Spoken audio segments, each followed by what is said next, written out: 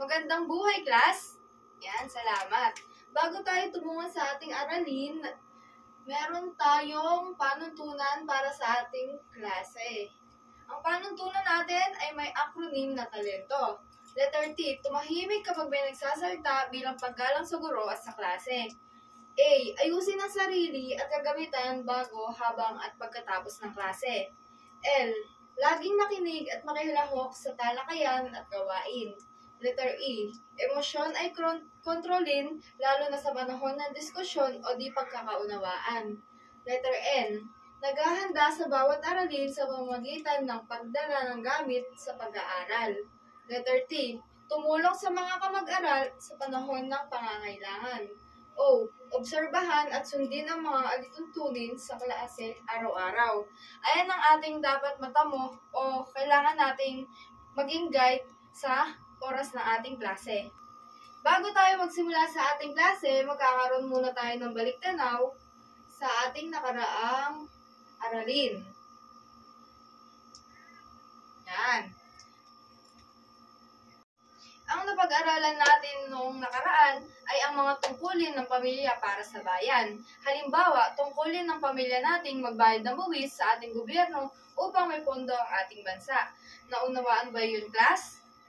Bago tayo tuluyang dumako sa ating aralin, tayo ay magkakaroon ng gawain na tatawagin nating maze game. Narito ang aking panuto para sa ating gawain. Hahatiin ng klase sa 4 na grupo, maibibigay na papel ang guro na may maze at panulat na gagamitin nila para sa maze. Ang bawat panulat ay may tali kung saan ang mag-aaral doon nahawak. Kada isang grupo, isang panulat lamang at isang papel.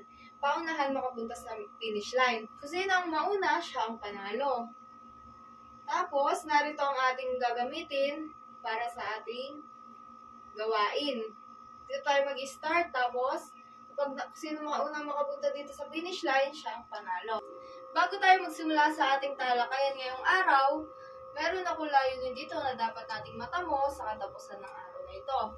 Natutukoy ng mag-aaral kung paano nakatutulong ang pagtuklas at pagpapaunlad ng sariling talento at hilig sa pagbuo ng pananaw sa ninanais na propesyon o hanapbuhay, na ipamamalas ang tiwala sa sarili at respeto sa kakayahan ng ibang pinauunlad ang sariling interes at kakayahan, na ipapakita ng mag-aaral ang talento o hilig sa isang gawaing panggrupo na nagpapakita ng pakikipagkaisa sa kapwa. Naunawaan ba yung class? Ano nga ba ang pinagkaiba ng talento at hilig? Ang talento ay isang likas na galing meron ng isang tao tulad ng pagguhit, pagsayaw o pagkanta. Samantalang ang hilig naman ay ang bagay na gusto o pinahihiligan na gawin kahit hindi pa tayo masyado magaling. Para mas lalo nating maunawaan ang ating talakayan ngayong araw, may hinanda ako ditong maikling kwento na si Kali. Si Kali ay isang mausisang 12 taong gulang na bata na mahilig magkalikot ng kung ano-ano. Matatagpuan sa kanyang silid ang mga lumang laruan, sirang gadgets, at toolbox na bigay ng kanyang tatay. Madalas ay iniisip ni Kali na siya ay isang pangkaraniwang bata lamang sa tuwing may nagtatanong sa kanya kung ano ang kanyang mga pinagkakabalahan. Isang araw, ang kanyang guro sa agham o science ay nagbigay ng proyekto sa klase na kung saan kailangan nilang mag-imbento ng isang bagay upang masolusyonan ng isang problema. Nagliwanag ang mukha ni Kali.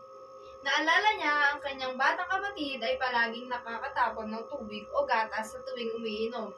Kung kaya, napagpasyahan niyang lumikha ng isang basong tinawag niyang Sigma Cup. Spill is gone, milk's alright. Maraming oras ang ginugol ni Kali sa kanyang silid sa paggupit, pagdikit at pagtest nito. Ang kanyang ginawa ay naging mabisa. Ito ay matibay, simple at magandang tingnan. Labis na natuwa ang kanyang guro na pakahusay mo sa pag-aayos at pag-iimbento.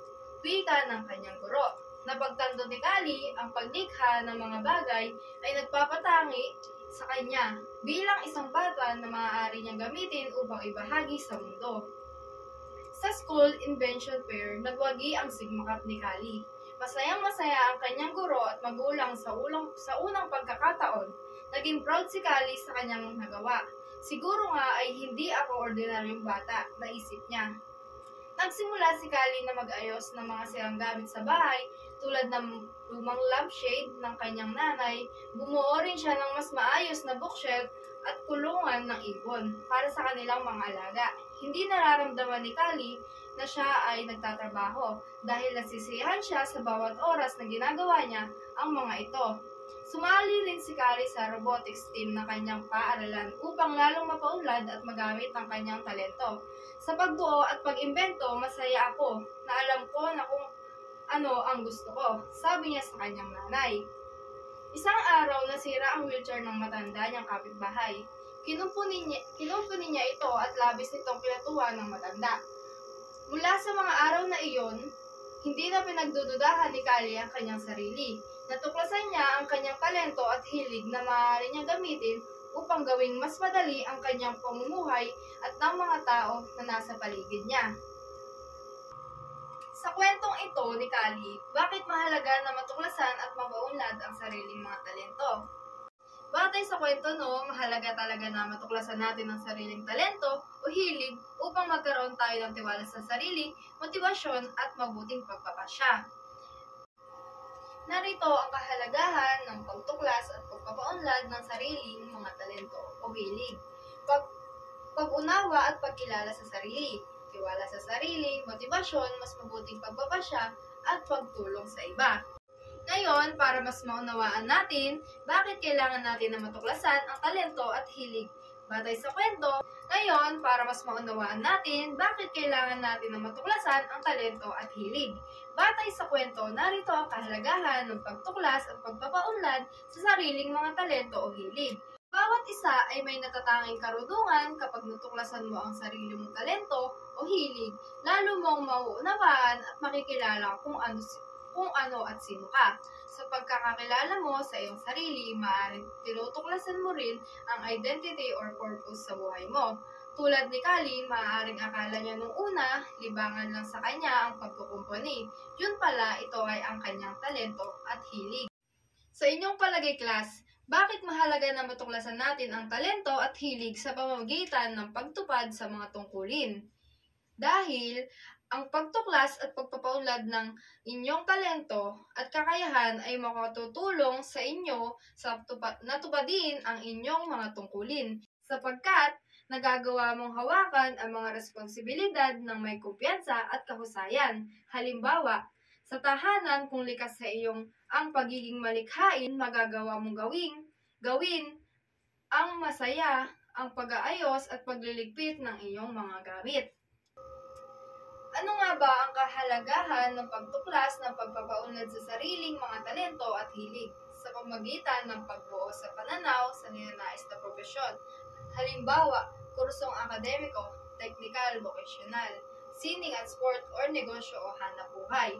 Ang pagtuklas at pagpapaunlad ng inyong mga talento at hilig ay maaari mong maging gabay at pagpili ng propesyon. Kapag nauunawaan mo ang iyong mga kalakasan, maaari kang makagawa ng pasya na magdadala sa iyo sa mas masaya at magandang trabaho. Ano nga ba ang kahalagahan ng pagtuklas at pagpapaunlad ng sariling mga talento at hilig sa pamamagitan ng paglilingkod sa kapwa? Ang pagpapaunlad ng iyong talento at hilig makakatulong sa iyo upang sa paglilingkod mo sa kapwa. Kapag nauunawaan mo kung saan ka magaling at kung ano ang bagay na nagpapasaya sa iyo, maaari mo mabahagi sa ibang tao ang iyong kasanayan sa makabuluhan at mabisang paraan. Halimbawa, kung ikaw ay may talento sa musika, ikaw ay makakapag-perform sa pamayanan o makakatulong sa iba kung paano makakatugtog.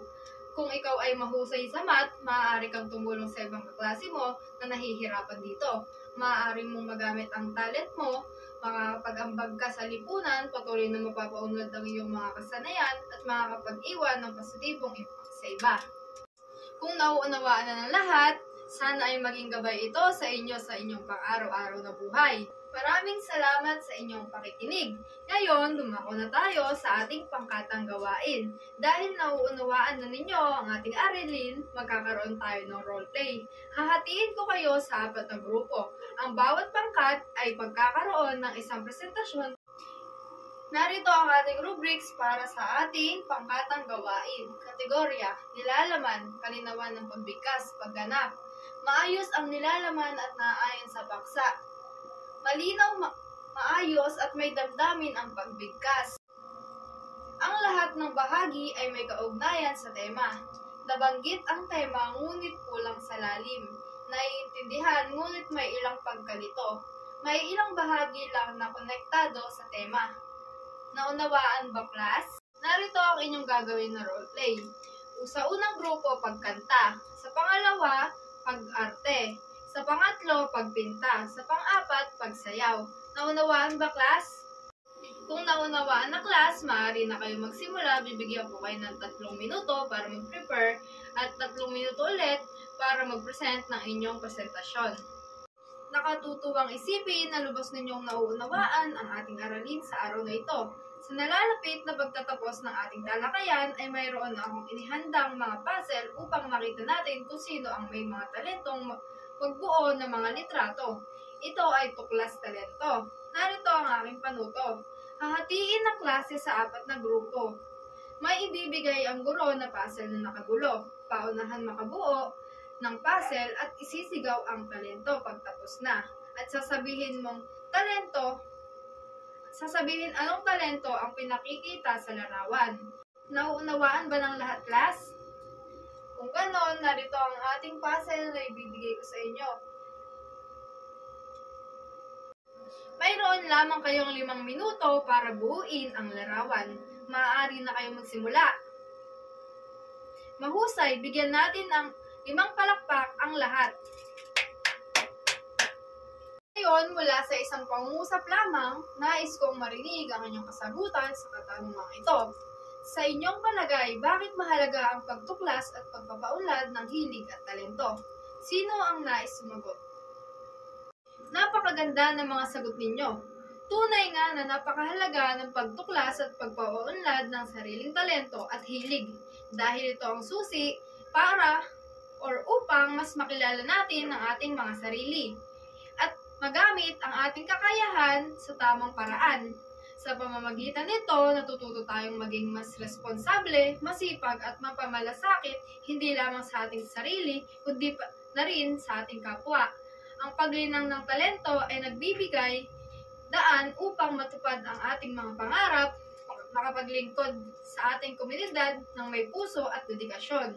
Kaya naman, mahalagang ipagpatuloy natin ang pagtuklas at pagpapalago ng ating mga hilig upang maging inspirasyonal tayo sa iba at makatulong sa pag-unlad ng bayan. Bigyan natin ng isang masigabong palakpakan ang bawat isa sa kahusayang pinamalas sa talakayang naganap ngayong araw. Para sa ating pagtataya, piliin ang salitang talento kung ang pangungusap ay nagpapakita ng kakayahan o galing sa isang bagay, at hilig kung ito ay nagpapakita ng interes o pagkagusto sa isang gawain. Para naman sa ating takdang aralin, may inihanda ako ditong 5 katanungan na inyong sasagutin sa inyong bahay. Ngayon, dito na nagtatapos ang ating talakayan. Maraming salamat sa inyo. Hanggang sa muli!